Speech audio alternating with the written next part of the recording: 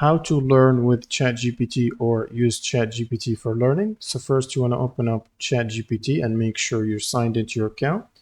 Now I've made this reusable prompt which you can copy from the description below and use for your own case.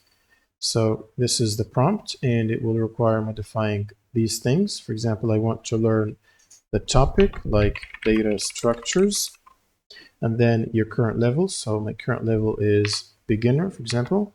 And then my goal is to understand and use data structures like this. You can type whatever you want.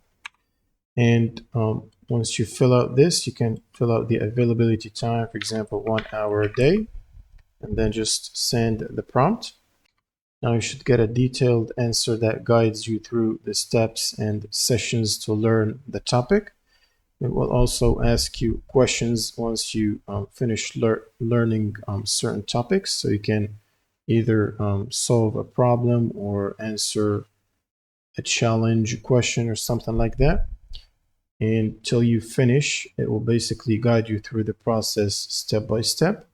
And that's pretty much it for this video. If you have any questions, leave them in the comments below, and see you on the next one.